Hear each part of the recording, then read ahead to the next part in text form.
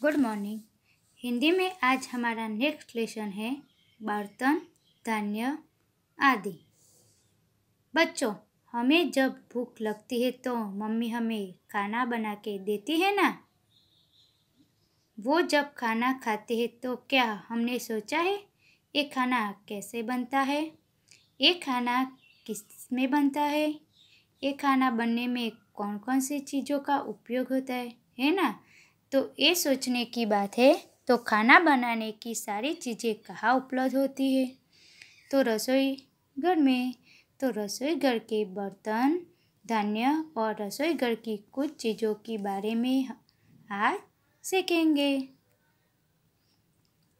थाली यानी कि गुजराती में थाली, जिसमें हम खाना खाते हैं, है ना। थाली में हम खाना खाते हैं जिसे गुजराती में थाली कहते हैं। फिर है कटोरी यानी कि गुजराती में वाटकी। वो छोटी सी कटोरी होती है ना, वो कांच की होती है, प्लास्टिक की भी होती है और धातु की भी होती है, जिसे हिंदी में कटोरी और गुजराती में वाटकी कहते हैं। नेक्स्ट है पतीला।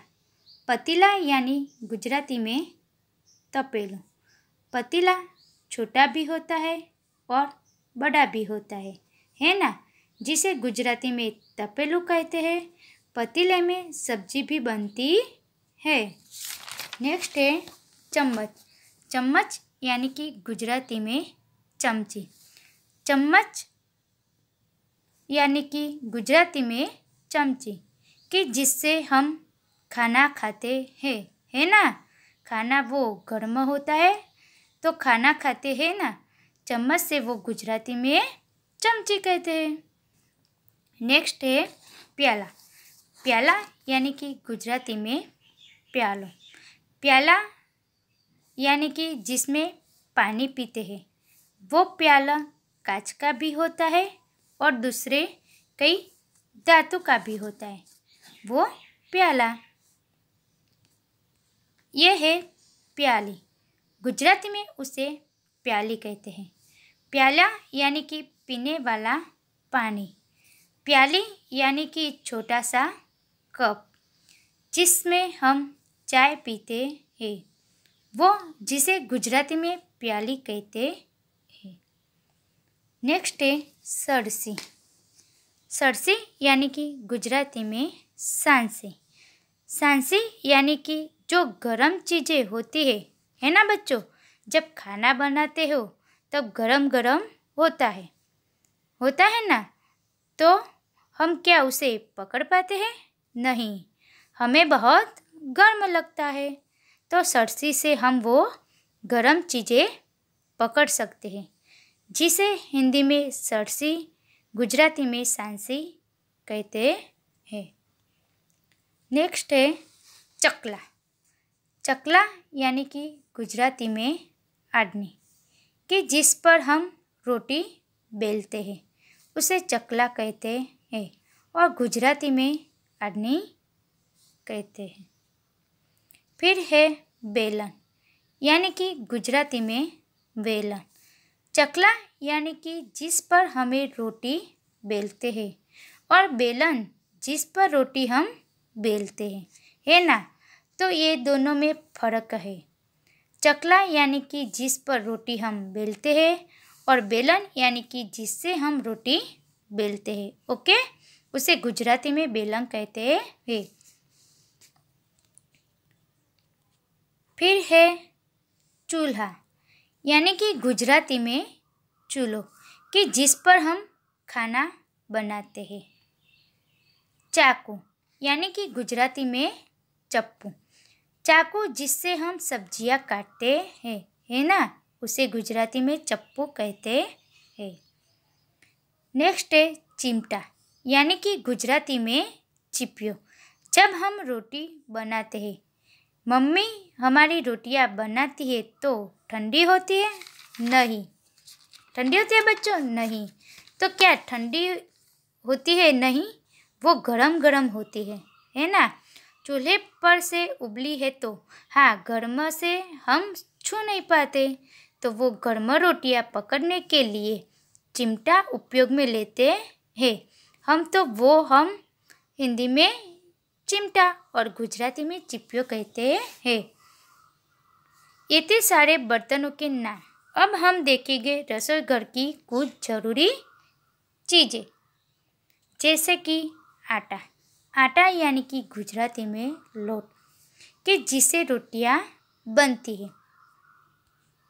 फिर है पानी। पानी यानी कि गुजराती में पानी। पानी जिससे बिना हम अधूरे हैं, जिससे बिना हमारा काम नहीं चलता। रसोई में रसोई नहीं बनती, तो पानी रसोई घर में बहुत ही उपयोगी चीज़ है। चावल यानी कि गुजराती में चोखा।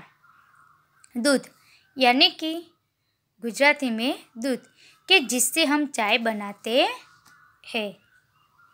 दाल यानी कि गुजराती में दाल कहते हैं। दाल कई प्रकार की होती है, कई एक दाल नहीं होती। दही यानी कि गुजराती में दही, दूध में से दही बनती है। गुड़ यानी कि गुजराती में गोड़। फिर है नमक यानी कि गुजराती में मिट्ठू। नमक के जिससे बिना खाना अधूरा है। नमक के बिना हमें खाना अच्छा लगता नहीं है, नहीं, कुछ स्वाद ही नहीं आता, इसलिए ज़रूरी है उसे गुजराती में मिट्ठू कहते हैं। शक्कर। शक्कर यानी कि गुजराती में साकर। मीठा खाना बनाने में शक्कर का उपयोग होता है। जैसे तीखा खाना बनाने में नमक के बिना हमें नहीं चलता, नमक का उपयोग होता है, वैसे मीठा खाना बनाने के लिए शक्कर का उपयोग होता है। नेक्स्ट है गेहूँ यानी कि गुजराती में गव। गेहूँ को पीसकर क्या बनता है बच्चों? आटा बनता है। अब है बाजरा यानी कि गुजराती में बाजरे। बाजरे को भी पीसकर आटा बनता है, जिसे बाजरे की रोटी भी बनती है। मक्का यानी कि गुजराती में मकाई। मक्का को भी पीसकर आटा बनता है और मक्का की भी रोटी बनती है। नेक्स्ट है चना। चना यानी कि गुजराती में चना। मटर यानी कि गुजराती में वटाना।